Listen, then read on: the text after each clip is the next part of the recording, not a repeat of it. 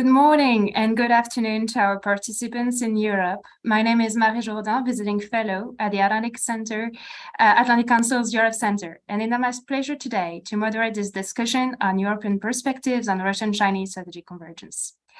This event, co-hosted by the Atlantic Council's Europe Center, Eurasia Center, and Global China's Hub, will launch a new series of programming addressing the status and impact of Russian-Chinese strategic convergence on Europe and the transatlantic relationship, nurturing transatlantic debate and examining the available policy tools for both Europeans and American policymakers.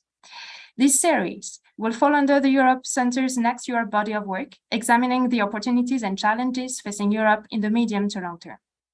Before Russia officially invaded Ukraine in the early months of this year, Russia's President Vladimir Putin met with Chinese President Xi Jinping for the Olympic Winter Games, and on February 4th, they declared a joint statement announcing their friendship without limits. They met again mid-September in Uzbekistan for the Shanghai Cooperation Organization Summit. At the United Nations, a vast majority of countries deplored Russia's invasion of Ukraine and demanded a full withdrawal of Russian forces early March, and more recently, condemned Russia's attempted illegal annexation of 4 partially occupied regions in Ukraine. China consistently abstained and called for restraint and a diplomatic solution. While deepening economic ties with Russia, it is not helping out to help Russia to evade sanctions. Today's discussion will assess the nature of the partnership between the two countries, including what drives the relationship and what are its limits. The discussion will examine how the war in Ukraine is playing out in Russian-Chinese relations and will identify the implication of the partnership on Europe and on transatlantic unity. I am very pleased that we have with us today senior directors of the Atlantic Council's Eurasia Center, Ambassador John Herbst, and Global China's Hub's Dr. David Schulman. Dr. Schulman will provide opening remarks on the American perspective on Russian-Chinese rapprochement before we jump into a moderated discussion with our 3 European experts. Dr. Mikko Huhtari, Executive Director of MERICS, Mr. Jakub Janda, Executive Director of the European Values Centers for Security Policy, and Dr. Vali Henike, Senior Research Fellow at the Foundation for Strategic Research. We will be opening the floor to audience questions. We ask that you send your questions using the audience Q&A feature at the bottom of the screen. Today's discussion is under record and will be streamed across the Atlantic Council social media channels. Finally, to round out the discussion, Ambassador Herbst will provide his closing remarks, sharing his perspective on the topic. And with that, to kick us off, it is my pleasure to hand over the floor to China's Hub, Dr. Schulman, for his opening remarks. Thank you, Marie. Very nice to be here with all of you today. As Marie said, I'm Dave Schulman, Senior Director of the Global China Hub at the Atlantic Council, and it's my pleasure to open this event today. As I'm sure all of you know, the China watching world is focused on what's happened in the last week at the all-important 20th Party Congress in China.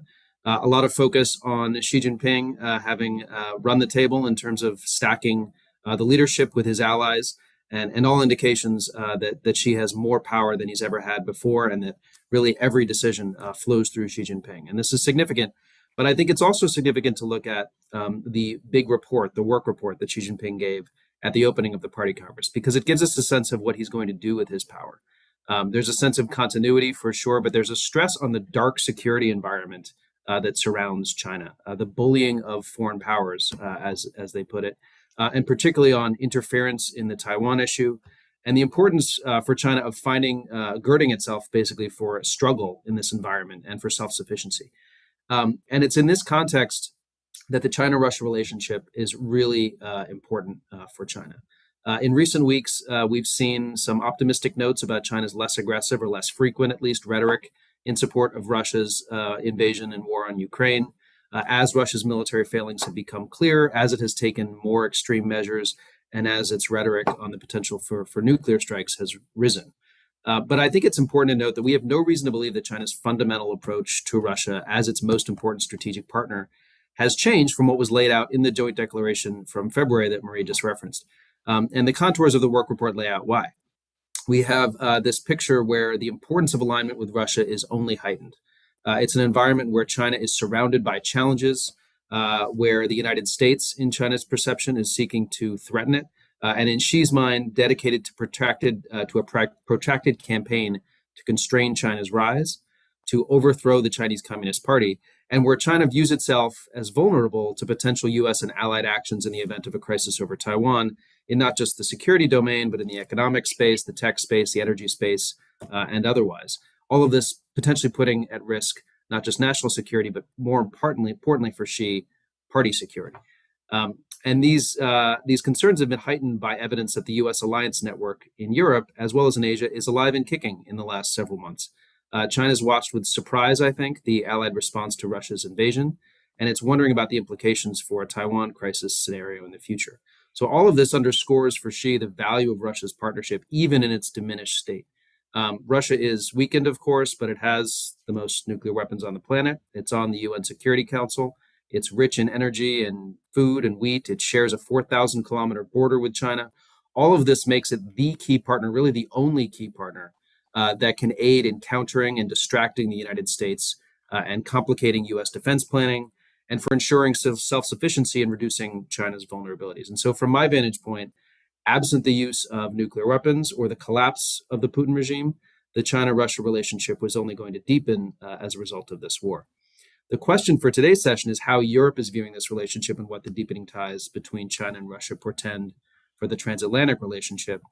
China, I think, has recognized the damage to its ties in Europe resulting from its support for Russia during this war and is in a bit of damage control mode, making the case it's not allied with Russia, sending diplomatic envoys and so forth, but it's not actually changed its position at all. And from what I can gather, in Brussels, in Central and Eastern Europe, and even in the major capitals of Western Europe, China's support for Russia has really prompted more leaders to see the countries in a similar light, even while recognizing the significant differences in strategy and approach that they take. And this is on top of events in the last few years, including mounting awareness of China's appalling human rights record, its counter-sanctions on European individuals and institutions, economic coercion, and so forth, which have created a permanent shift in mindset, I think, on China. And I have to imagine that the results of the Party Congress are only going to underscore that shift.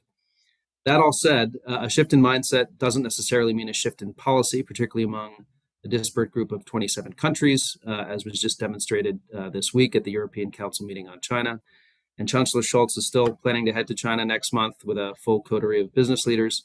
So it remains to be determined how this will all shake out and what it means for transatlantic unity. Fortunately, we have a truly excellent panel of experts to share their views on how Europe is viewing the China-Russia relationship, what it means for European policy on China, what it portends for transatlantic ties, and I'm really looking forward to learning from them. So let me turn it back over to Marie to kick things off. Thank you very much, Dr. Schumann, for this very good introductory remarks. And let me turn first to our guest speaker, Dr. Miko Hotari, Executive Director of MERIX, for giving his view on the topic. Thank you. Well, thank you so much for the invitation. It's my pleasure to be in this fantastic round. It's good timing. As you all know, as a China Institute, we're quite focused on current developments. And in Berlin, quite a few things are happening indeed with regard to our China relationship, including the new China strategy that is being drafted. The Chancellor's visit has been mentioned, but also a recent decision on an investment in critical infrastructure in Hamburg. So all of this is happening while we don't forget what has happened in the past 6 to 9 months. And clearly, I think it's important if we start with February 4th, the joint declaration between Russia and China. It's important to recognize that this is not just a document that came out of thin air, but it is the culmination of a deepening strategic partnership that has moved from deeper cooperation, structural features in relation to trade and investment relations. But most importantly, it is embedded in joint opposition. It's embedded in joint opposition against the United States, against key features of the current world order. This is really what binds Moscow and Beijing together. It's also useful to maximize leverage in new geopolitical frontier arenas. It's important for both leaders as they share a threat assessment that is deeply related to their own regime security. And it's been quite a ride since then in terms of the European debate about the depth of that partnership. I think what is clear is that China is not sitting on the fence. There has been a strategic decision of alignment, but they're trying to mitigate the costs of that alignment. Now, I think we need to recognize that nothing is set in stone. This is extremely dynamic relationship and situation at the moment. We do not see any overt support, rhetorical support, propaganda support. We're seeing some seeking of opportunities with regard to cheap energy imports, also elements of filling the vacuum with Western companies. There's quite a significant increase in Chinese semiconductors exports to Russia. So all of these are important, but I would not overestimate the depth of that alignment as we move forward, as it's an extremely volatile situation. I do agree with the strategic assessment with regard to the leadership worldview, and as the ambassador has just said, China is preparing for large, if not systemic, conflict. And in that sense, quite clearly, there's a good case to be made for a duration and endurance of that partnership between Moscow and Beijing as we move forward. Most importantly, I think it's important to recognize that we have a joint responsibility to deal with Russia's war in Ukraine as responsible as possible. And I just want to put out here, because I know it's controversial for this debate also, there's good reasons to talk to China. And whether that's at the end of the day efficient and helpful in actually achieving the goal of getting Russia on the right side of history, I highly doubt it, but it would be quite irresponsible not to try in such a situation in which we stand at the moment. So staying connected is important, but we need to be extremely realistic about the possibility of that actually making a difference in talking to China about Russia. And hand over back to Marie. Thank you. Thank you, Miko, for this. Let me jump to Mr. Jakub Janda, Executive Director of the European Value Center for Security Policy. Thank you for having me. So I'll try to make it brief, but I'm extremely skeptical actually about where we are at this moment in Europe on our China policy. And basically the indicator you could say is, well, if China attacks Taiwan tomorrow, what would Europe do? And I'm afraid that basically Europe would do almost nothing. And because the dependencies which we have created over years or decades on China economically actually means that if China wants something, or the Chinese Communist Party wants something in Europe, they could quite easily press the economic coercion button, and many Europeans will go silent, which is exactly what happened to some extent over Lithuania. I mean, Lithuania did not back off, but many other Europeans did, and there's a main lesson learned on in the closed-door discussions across many European capitals, that basically Lithuania was punished and there was no unified and strong European response which would deter China from doing it again on a major scale. So I am very skeptical at this moment where we are.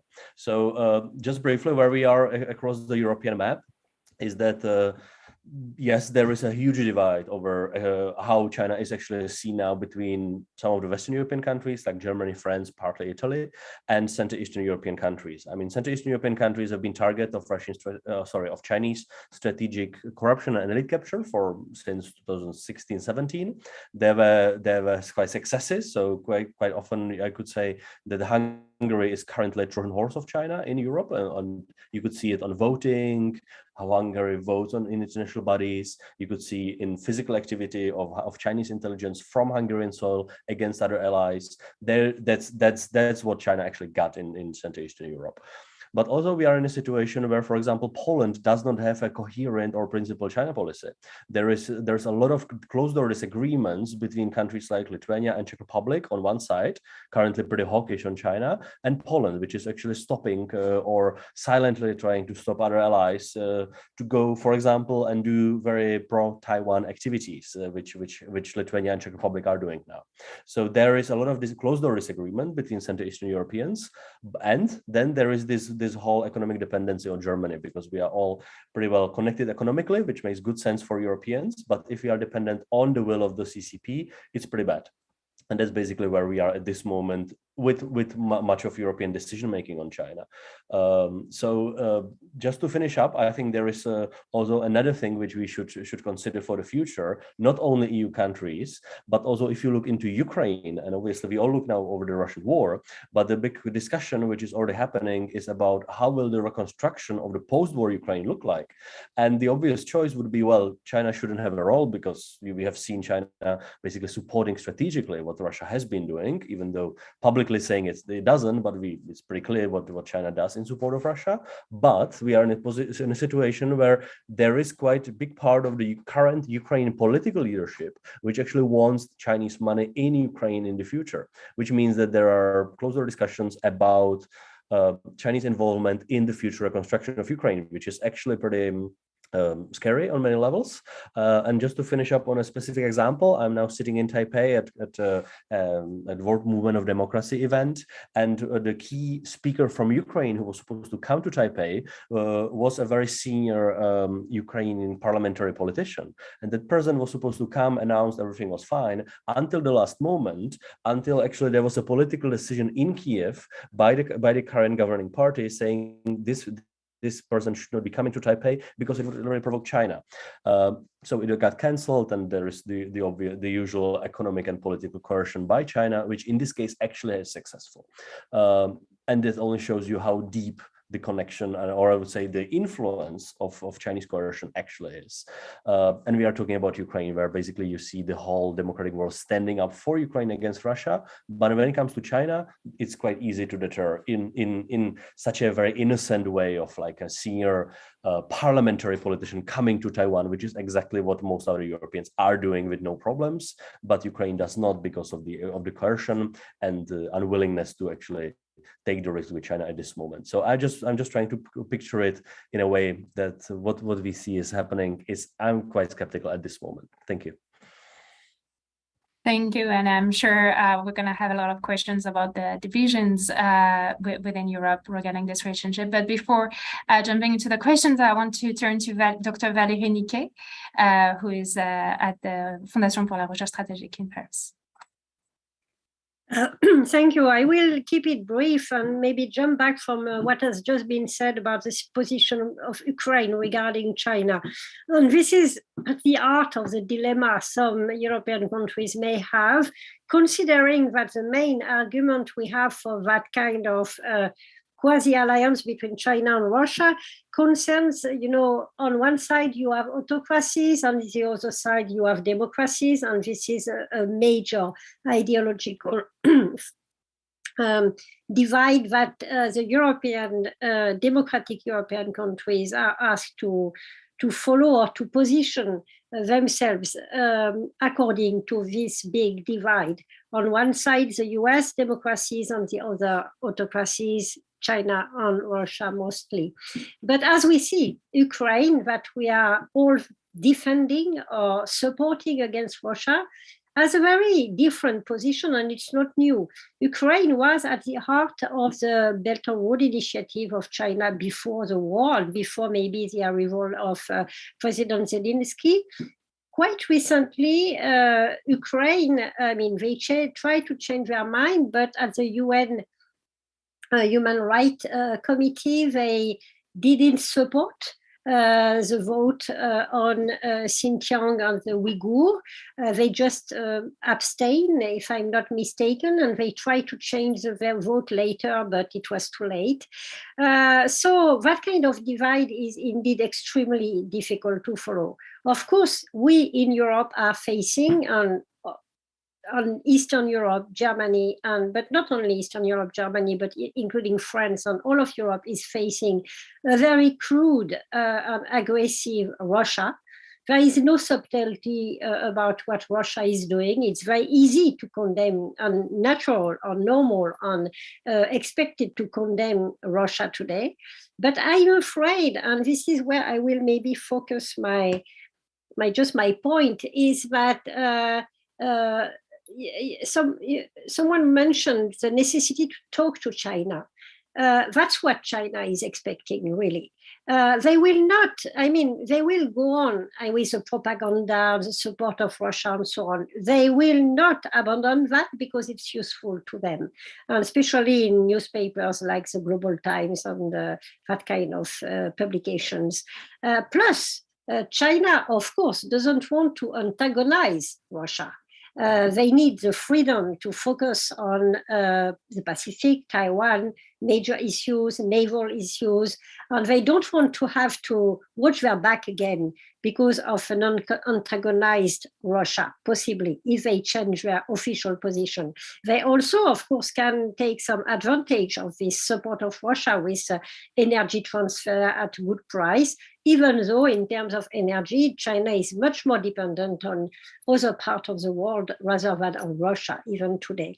But they are on the offensive, and we see that to try to it will be extremely difficult, but to try to maybe seduce back some European countries, and of course I'm thinking of Germany.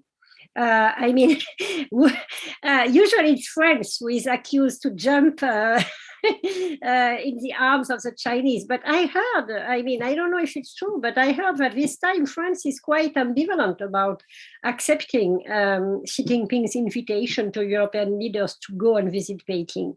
Whereas a German president that usually is going to China. All these talks that you mentioned about the Hamburg affair, is going to China with a big, entourage of business men and companies. And, it looks like a comeback to older time before EU kind of united, building a common strategy or position regarding China that was much more less naive than it used to be before. But I know, of course, that there are a lot of economic pressure on many European countries. I'm just waiting for the UK to do to do the same if needed. And then we will remain as the only one to be realistic regarding China's ambition in Europe. So maybe I will stop there. I heard it was 4 minutes and we will go on the discussion. Thank you. Thank you, Dr. Nikkei. And before asking my first question, I want to remind our audience that it's possible for you to submit questions. Then I will address to our speakers. I just maybe want to come back to Germany's policy, because it's been mentioned by both Jakub Janda and Valérie Nikkei, and maybe turn to Mikko, because as mentioned last week, the European Council discussed the EU-China relationship. Von der Leyen insisted on the need to draw lessons concerning over-dependency on fossil fuels from Russia, Europe being dependent on Chinese technology and raw materials. And in this context, we have Chancellor Scholz, who confirmed his upcoming visit to China with no other European leaders with him, while he's pushing to find an agreement with COSCO, so a Chinese state-owned shipping giant, to take a major stake in container terminal in Hamburg. So maybe, Mikko, what do you expect from Scholz's coming visit to China? Do you think it's going to be very much coordinated with the other Europeans? How do you see the potential results, like you said about the importance of talking to China, but what do you hope that this visit may achieve? Look, I think this is going to be a highly artistic, diplomatic balancing act if this should achieve anything concrete and substantial, and most importantly, if it should not create damage for Germany's reputation and indeed the internal dynamics, both with other ministries, with other parties, with European partners, with like-minded partners. It's a difficult trip, and it's hard to achieve anything very specific and concrete. I think in Beijing on the ground, it will be a celebration of the partnership. It will be used for propaganda purposes in the Chinese media intensely. So it will be extremely important for the Chancellor to have a very solid communication strategy around it. where our interests and values and the importance of our partnerships are being stressed. But as I said, I think it's a highly difficult balancing act, and I wonder how all of this will play out. With regard to the depth of the European coordination, I don't think it's enough to have that 3-hour discussion last week at EUCO, the European Council. But it's good to see that at least at the Foreign Ministers Council, I think the overall trajectory of the European discussion is quite united still, given the global turbulences and challenges that we all face. My reading of the situation is that there's a relatively large consensus still on the fundamental approach that we are seeking vis-à-vis China. Now, it's the role of Germany not to blunder this consensus. And I think we'll know a bit more in a few weeks. But I maintain, again, the point that even if there's a high cost internally and even with partners, that talking is relevant in these circumstances. Now, it's a question of being realist about the possible outcomes, but again, it's better to talk than not to talk. Thank you. I see, Jakob, you want to react. Just briefly, basically what Scholz is doing is seen as a strategic disaster for Europe, at least in the capitals I work in Central Eastern Europe, except Budapest, except Hungary. Not only reputation-wise, because yes, it will look bad, yes, it will be trashed in the media, that's true. But actually, if you look on the bigger picture, is that Europe got to a position where we are very blackmailable by the decisions of the Chinese Communist Party because of the economic dependencies we have. And more or less, it's a collective guilt of many Europeans. It's not only Germany. There are many countries which did this, many leaders who did this. That's where we are. We are now paying a huge price when we did this on Russia, and everybody can see it these days in Europe. And the same mistake which we did on China actually keeps going further, because instead of decreasing the dependency, which for example, a couple of German ministers are pushing for, and it's very positive, the chancellor in Germany is actually doing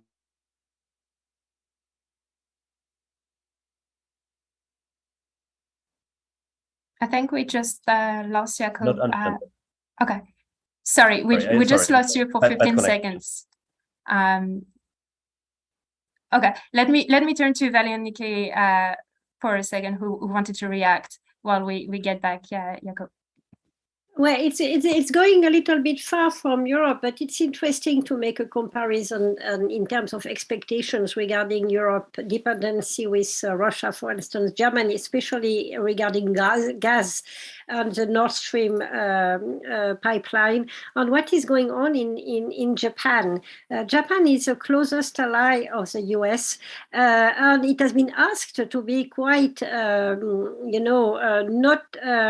being too ambiguous regarding its relations with Russia concerning Ukraine. And Japan has been very vocal to support, sanctions against Ukraine and so on. But Japan did not stop importing gas from Russia through the Sakhalin-2 pipeline, even though Russia nationalized in a way, or brought back the Japanese share of this pipeline. And I didn't hear any criticism from the US concerning that issue. So it's extremely difficult for Europe to discuss its own interest regarding Russia, regarding China, with a watchful look of United States behind, but sometimes two different positions regarding what is going on in Asia, where obviously the main issue for Japan remains China very strongly, even though they have no hope anymore to solve anything with Russia, including concerning the Kuril or whatever. But still, the elephant in the room, the big one, it's China. It's very much there in Asia. Where the focus is much more on Russia. I can understand that, especially when you come from Eastern Europe or Germany. But welcoming a potential role, I think it's delusional in a way for China. I think China will do what they need to do for their own interest. And whatever the talk and discussions and, openness and debates, at the end, you have no guarantee at all about what they may say. Plus, let's not forget And this is for, I think that we are dependent, some economies more than others, on China. Maybe Germany more so than France, because we are so bad at exporting that it makes us far less, dependent on China's. But still, China is also extremely dependent on access to our market. They need it, absolutely, especially now that the economy is not so good. They need development, and when the US is still pretty close. So I think that we have to always keep in mind and repeat constantly, even to our leaders, that China needs us. So it gives us some margin of negotiation also with China.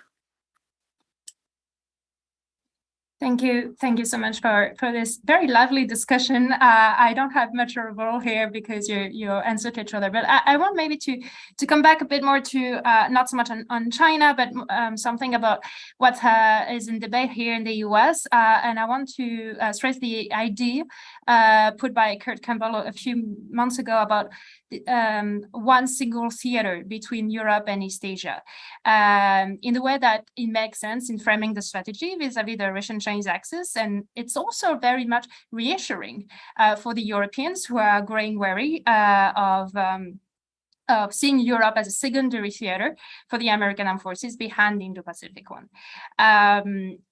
In the US, the questions, of course, regards the interconnection between the two fronts, but also the very critical question of the allowance of limited resources. So I wanted to ask you, in Europe, what is the perspective on this intertwined or distinctive nature of these two regions when it comes to their own security and stability? And how do you see current and future attempts of bridging more US-led alliance in the Euro-Atlantic and Indo-Pacific areas, touching, of course, about how NATO is talking about China now, but also how Japan, for instance, for the very first time, sanctioned Russia while it's had disputed territories with Russia. So very vast question, but I would love to hear more about this. And I will turn first to Valérie Niquet. No, very briefly, I'm afraid that, of course, you can build all the connection you want between Russia, China, and the two fronts, Taiwan on one side, to be simple, and Ukraine on the other. And many in the US, I think, would like to be able to refocus in Asia, and maybe Europe play a more important role for its own security, but under NATO, of course, in Europe. But I think that the US just have to accept that they will need to be on two different fronts, with a huge investment in Europe, as we see today. 100,000 people on the ground, a huge amount of support, military support, and financial support for Ukraine. And Europe doesn't have the capacity to do that by itself. Even France, even Germany with its new budget, but you need to build on that. We don't have the capacity to do that. And many countries do not want us, the countries who could do it, to do it. The idea of European defense or whatever is completely out for many countries in Europe. It's the US they want. And it's the same in Asia. As the Japanese, of course, they will increase their budget, but they need the US. They will not defend Asia. Ask, of course, Taiwan. And we need a robust deterrent that the Chinese believe. If something happens in Taiwan, there will be a retortion. Sanctions from the EU, but military rule, whatever the rule is for the US. This is the only way to avoid a big crisis in the Taiwan threat. And you have definitely two fronts, and you need to focus on both of them, especially now. Thank you. Mikko, do you want to react? Yeah, very happy to. Again, hard-nosed realism tells us that you will not get full buy-in into the one theater or single theater theory in Germany, at least, and it will not change. And I would assume that's true for quite a significant part of Europe, that there's no full buy-in into that strategic outlook. Now, as long as we accept that, I think we still need to work on a better understanding of the challenges that arise from a parallel and often very intertwined threat to European security, to Asian security, etc. But I don't think that the way to that better alignment is necessarily through a all-in conceptual framework that you put on top of it and where you expect buy-in and followership. I think it's extremely important to work through those challenges that emerge, specifically from China's growing authoritarianism and its approach to security matters and its really shared dislike for Western values, etc. But I doubt that at this moment in time, it's the best strategy to seek full alignment conceptually, similar to the same question I think that we have with regard to democracies versus autocracies. If you don't get the full buy-in by Europeans on that, we need to work around it. And that's the reality that we operate in at the moment. Jakob? Yep. I think we don't really need to really discuss how much Europeans could do to connect the two theaters, because in a defense, military, or purely security sense, it honestly doesn't really matter, because Europe cannot even defend itself without the US. We don't have air force in Europe, basically. We don't have air defense. We don't have ISR capabilities. So basically, we are hoping that the US defends us, and you could see it very clearly in Ukraine, with the Baltic states, with all of the NATO partners. So and Europe has almost no real or strategic role in Asian security.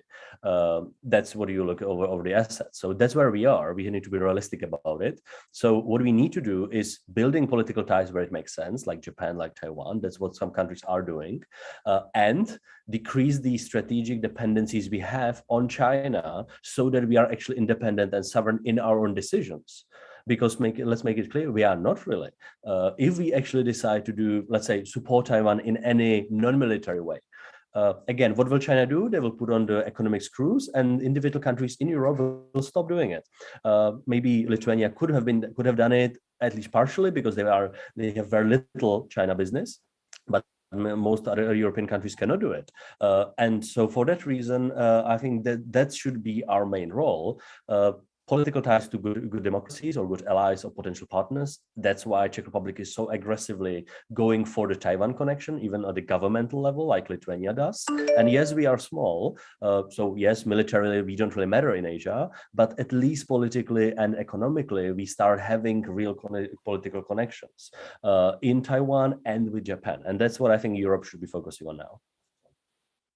And I think following the discussion at the European Council last week, this is really a main focus of the Commission to decrease these dependencies on critical infrastructure. So point well taken. I've got a question from the audience that I will just read to you right now. How would Russia's military defeat in its war against Ukraine would impact Chinese approach to Europe and the West more broadly? So in the political win or of Ukraine. Valerie, do you want to start? Yeah, just briefly. Of course, one of the nightmare scenario for Xi Jinping is to see a complete failure of Russia, who would completely lose the war in Ukraine, and possibly either anarchy or, losing power or whatever may happen in Russia if there is a complete defeat. And I think this is a nightmare scenario for China, because first, they like predictability, they need it. This is why they are not so happy with what I think.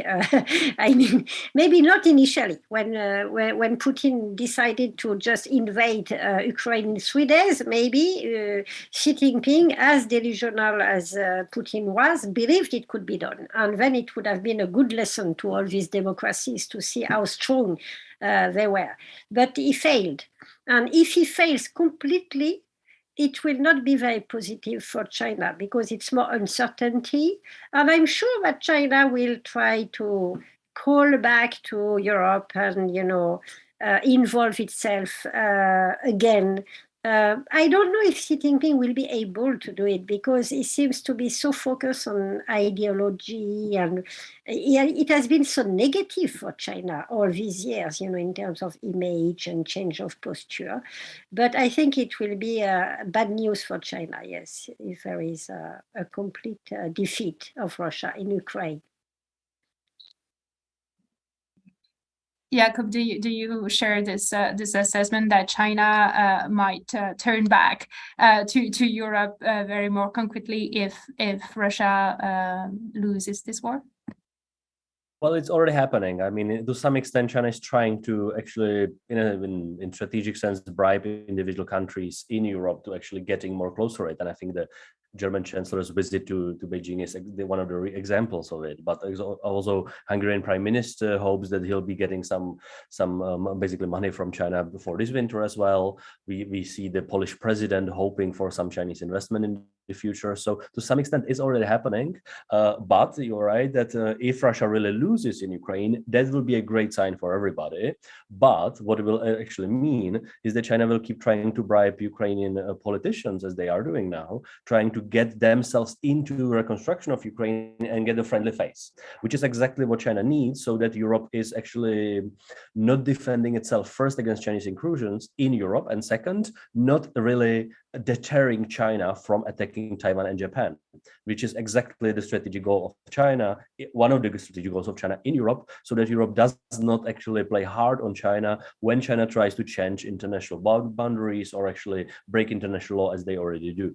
So that's exactly what China wants us in Europe to do, to basically just think, okay, it's not that bad, we can wait 3-5 years. But if you are in Asia, everybody's so scared, everybody can see how much China is building up their military, how much China is preparing for war. They all hope it will not be a kinetic war, but they I mean, in a sense of when speaking to Taiwan or in Japan, they don't understand what we think in Europe about China. They're like, okay, you guys are going to get bribed again and again while you see China preparing to attack us here. How can you speak about international law, or liberal order, and so on, if you just keep getting the greedy money? Without and while at the same time doing only the symbolic things, like you go to Beijing, you say something about human rights, and you think that's it, which is something what Europeans, not all of them, but many Europeans, including my own president in the past, unfortunately, actually have been doing. So you need to change that, I think.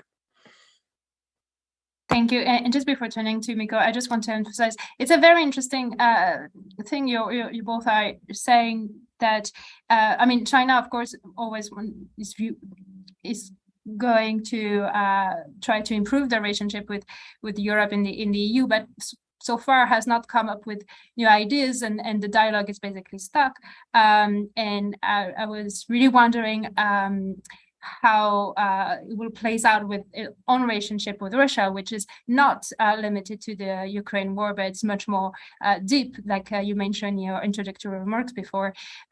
So I think it's a very difficult position for China if it comes to that. But Miko, the floor is yours.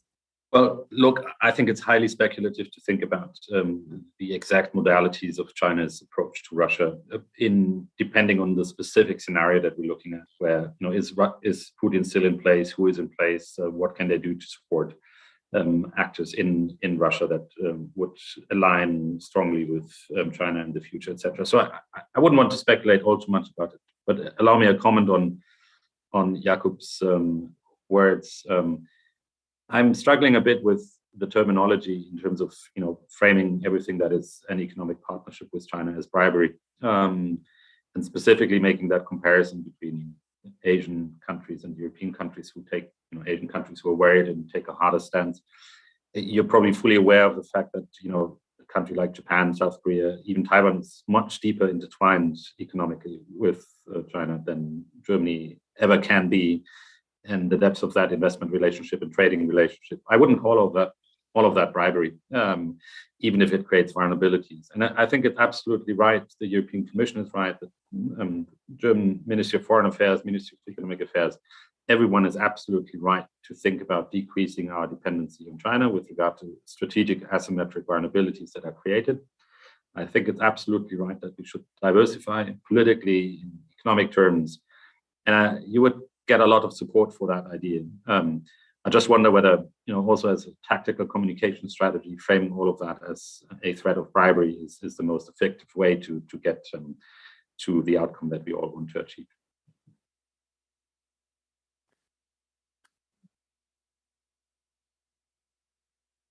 Sorry, go, Jakob. I know you have it two fingers. Yeah, you're right. Many Asian countries are economically dependent on China, but actually what matters is the overall policy. And that's just compare Japan and compare Germany and how they react strategically in the last 3-5 years to what China is doing, because that's what matters.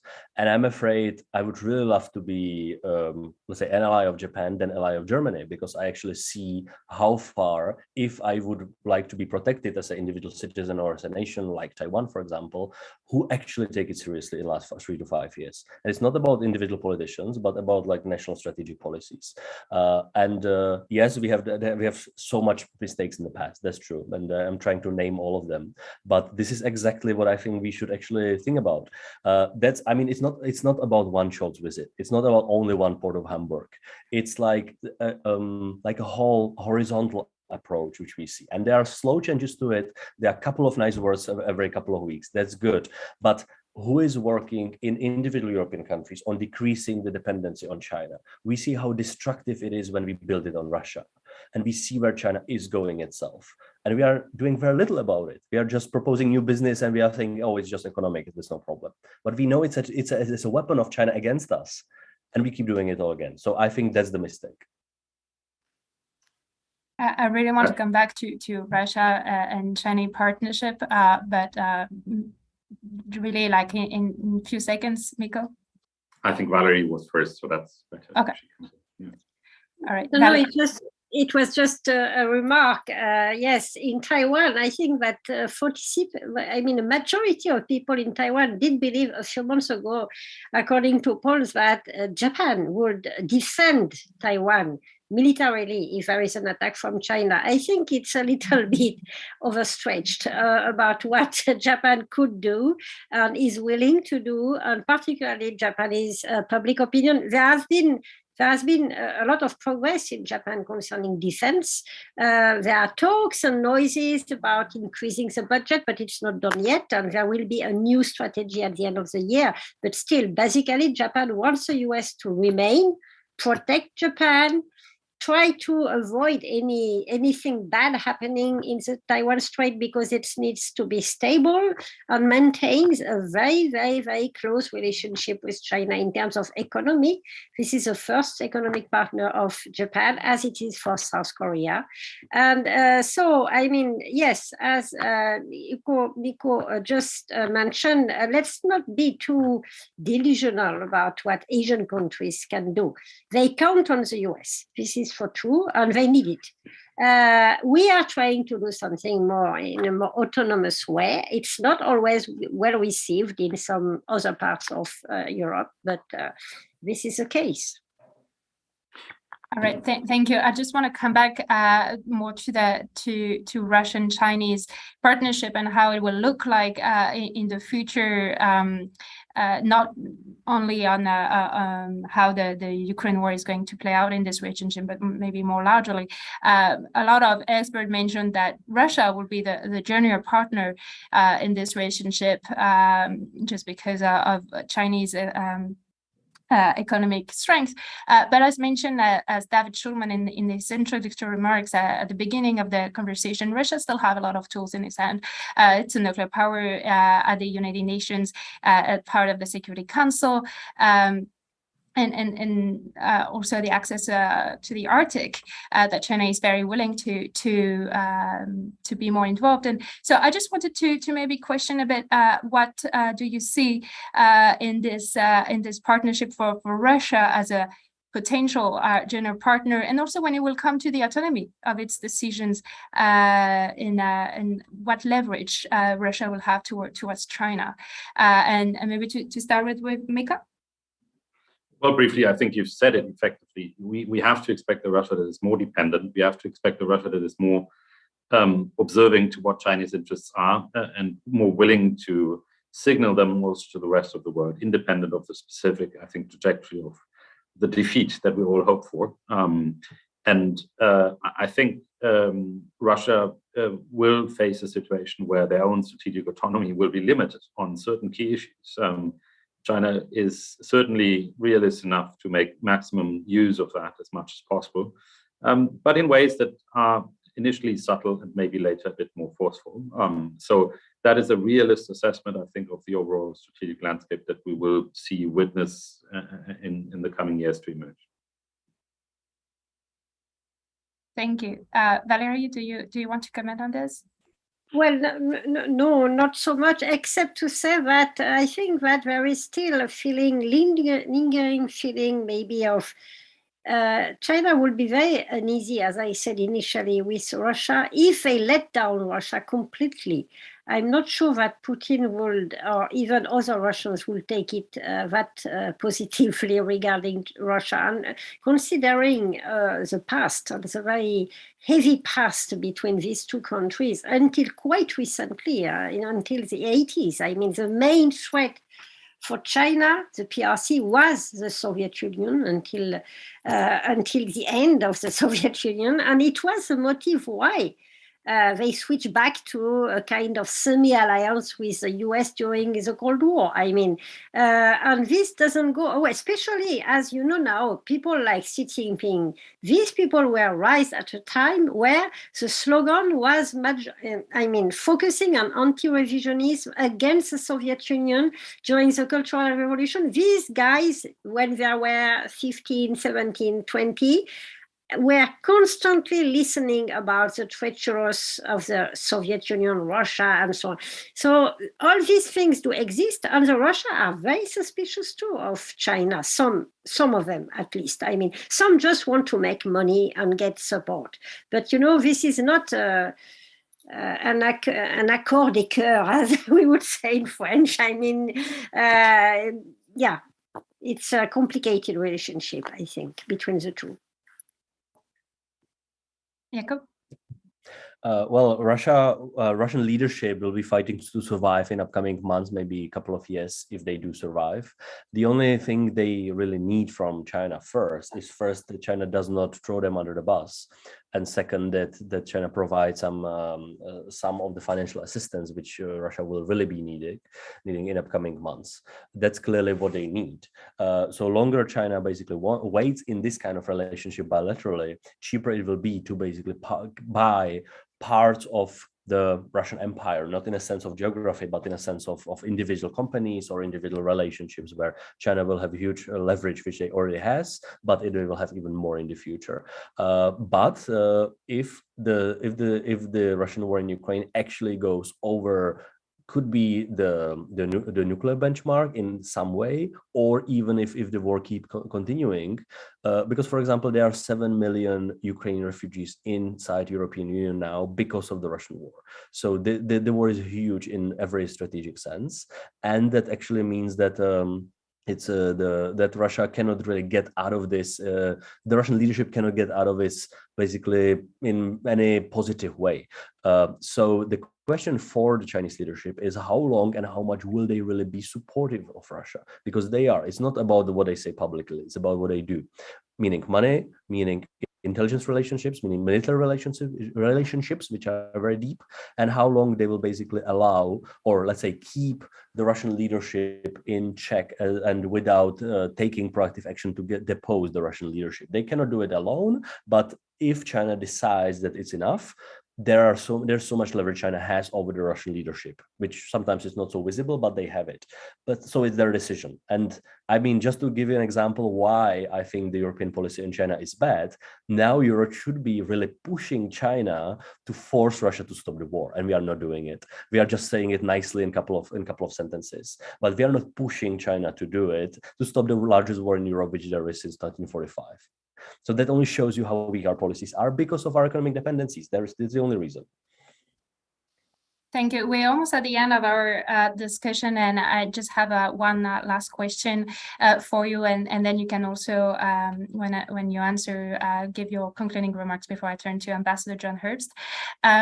It's about like this relationship, as you mentioned, is really also about directed against the West, like Europe and the United States, and how it's also willing to shape a new international order, whatever that may means. And I'm wondering if you could like maybe elaborate a bit about how do you see this taking place in the coming months and years in the Russian-Chinese strategy to shape this new international order, and what Europeans and the Americans can do to actually address this very critical question, especially in the regarding other regions of the world, because it's not just between our like continents, but there are also other countries involved.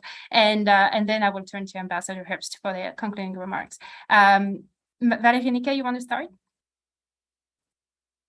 No, just small point. I mean, the basic, advantage that China has to sell that new international relations and values and so on is a capacity it has to bribe.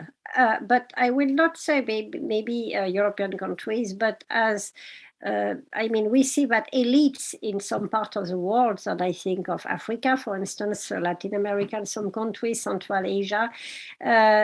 China is offering money and was able to offer on some money, but it's not as easy as it used to be, apparently. And some countries are feeling the pinch of, paying back debts and so on. But the main advantage that China has is its complete absence of control about what they do in terms of investing and using local elite in order to build a consensus. But I don't think it goes much more beyond that. So maybe the best thing we can do is to work towards more democracy in other parts of the world, and maybe ourselves investing more in some countries to try to balance what China has to offer. I think it's maybe the most useful way to do it. Thank you. Do you want to react, or should I turn to Ambassador Herbst, Mikko, or Jakob? You're good? All right. Let me turn then to Ambassador John Herbst, who is the director of the Eurasia Center here at the Atlantic Council, for the closing remarks.